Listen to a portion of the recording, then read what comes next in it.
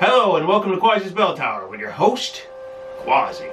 Now in this video, guys, you can probably hear some noise in the background. That is actually my heater for the shed in here. You know, it is January, it is cold. Right now when I walked in here before I heated it up, it was 21 degrees. I got it up now to about 40. It's only been about 15 minutes.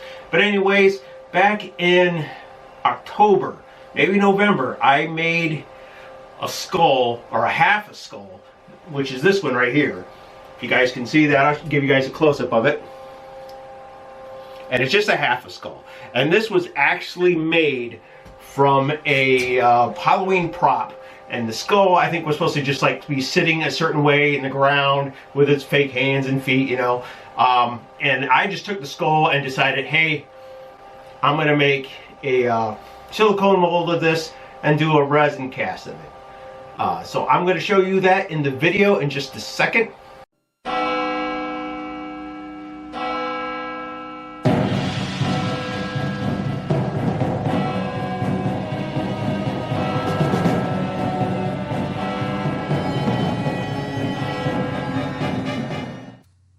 So for this project, I used some 6x6 MDF boards to lay this skull on. And then I used some more of it to build the walls of the box that this skull will sit in. As you can tell, I have already took some cardboard and some epoxy sculpt and kind of capped that off so it would be more of a solid skull when I cast it in resin later. So all I'm trying to do here is keep it center, drawing some lines, just kind of giving me an idea of where I want it to sit. So as I had this glued to the MDF board, it doesn't hold on very well, and I have it come off like 2 or 3 times on me, and eventually I get it centered where I want before I pour my silicone. So as I was using hot glue to put the sides of this box together, eventually I realized that the hot glue is not going to hold up probably, and the silicone is just going to pour out everywhere. So I decided, let's get the old duct tape out and let's duct tape this box together. So I don't know about you guys, but I always like to make sure I have a roll of duct tape with me no matter what, even if it's not for crafts. You never know when you're going to need it, when you're going to have to temporarily fix something until you can actually get it fixed properly. Come on, last year I had to use it to hold up my bumper until I got home. So after trying to reseal this with hot glue once again, I decided let's bring out the super glue and just make it a permanent fixture. And that's what I did. And it honestly was the best bet, and honestly I didn't mind ripping up the cardboard at the end. It was no big deal. So at this part of the video, I am taking silicone, which is a 2-part silicone. It's an A and a B, and you take you take 1 cup and pour as much as you want in 1 cup, and then you do the same exact amount in the other cup. Then you pour them into 1 cup, and then stir the heck out of it until you get the color to be just one solid color.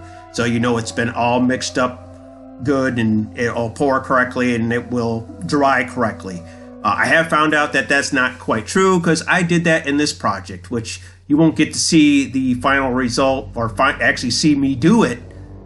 You're only going to get to see the final result of the mold, which did not come out great. Here is the final result of my silicone mold that I made. It did not come out like I wanted it to, but it works. Yes, you can see the forehead and the nose still, but that's no big deal. They are very delicate, so I do have to be very careful when I pour the resin into this mold. It's going to probably take my whole 2 containers of the resin to even fill this in, and I'm going to have to be very delicate when I'm pouring the resin in, that I do not pour it in there too fast. You don't want the bubbles, but I also didn't want to rip the nose or the forehead of the skull. As you can see, I am putting blocks down to hold up the prop so I'm not damaging the nose or forehead of the skull. So here I am just pouring cup after cup of resin in there to fill this in, and honestly it comes out quite good. It took a few hours to dry, I think. I can't remember exactly what the time frame was, but it didn't take that long, and I'm pretty happy with it. And I definitely waited till next day to take this out of the mold because I wanted to make sure it all cured properly. Now it's been 24 hours and I'm going to take this resin cast out of this mold, and honestly it comes out quite easy. I was really surprised. I knew there wouldn't be any real catches in it. There wasn't a lot of deep grooves in it or anything like that, so I knew it would pop out real easy. And honestly, I was very impressed of how well this came out. I didn't have that many bubbles. I mean, there are some bubbles along the cheeks and here and there, but I probably wouldn't have had them if I had a way to pressure pot them and get them out. But I'm not really caring about that because this is going to be used for an outside project. And honestly, you're not even going to see all those defects, because I'm hoping after I do use this project that Mother Nature will take its course, and maybe I'll have some mold and some moss and stuff growing on these, and you will see that in a future project. But honestly, this came out great. It caught all the features I wanted to catch. It caught the teeth very well. It caught all of it really well, and I'm really happy with it. Yes, there's some bubbling in the back of the skull where it's flat, but I don't care about any of that because you're not going to see that once it's put against a wall or a tree or whatever I want to do with it. So after that, I went ahead and primed it. And then I decided we're just going to take some acrylic paint and paint it white. I did paint this a couple different ways, and I did not like most of the colors I picked or whatever else. So basically what you see at the end of this video is what I went for, thinking it looks a little bit more natural, a little more dirty and scuffy, kind of what I wanted to look at. And like I said, once I put it out in the woods, where it will be going next year, with hopefully a whole bunch of these, but with a different kind of material, because that resin cost me way too much, and so did the silicone. So I definitely won't be doing it that way again next year. I will admit, as I was working on this project, I tried different things like yellowing the teeth, which my final result still has a little bit of yellow in the teeth, but not much. I should have used some kind of pearlescent paint or something on the teeth, which I'll definitely have to remember next time. I decided, hey, let's try some black wash on it, and of course my black wash bottle got all clogged up, so it was just kind of splatting and splitting everywhere. It wasn't really covering the way I wanted to at all, so basically I had to just dry it off. And what I just went with, besides it being white, is I just went with some grays and some other colors just to give it more of a dirty skull look. And that's kind of what I went with the final result with this, and I just called it done. I'm happy with it. Like I said, it's going to go out in the woods, and I'm hoping Mother Nature will make it look more realistic as time goes by. So now, things I would do different with this resin cast of this skull I made, now that you've seen the video.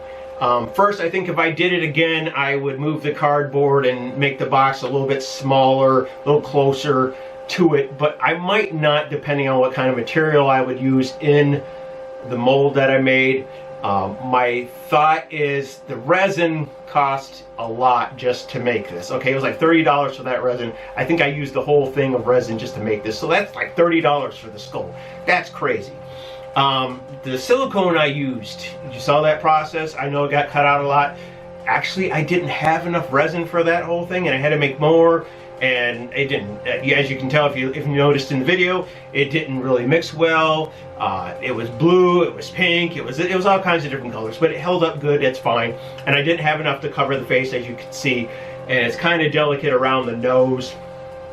Now, my thought is maybe when I do this project in the fall, right before Halloween or everything else, is maybe use plaster of Paris, which I've used in a skull video before. I'll put a link to that one if you want to see. It was kind of a catastrophe. It didn't work out for me. I mean, it did, but it didn't. But anyways, I think I would try this with plaster of Paris. Hopefully it will come out good and the mold won't get ruined. I'm not sure. It's something I'm going to have to figure out. But if it does come out good and I can do it, I'll show you what it looks like when I finally get the doorway that I want to make for Halloween time, or just because I can, and I think it's cool out in our woods that we have. You know, we got 12.5 acres, so plenty of room out there to do stuff. So if you guys like this video and you like what I did making this, remember, ring that like button like a hunchback.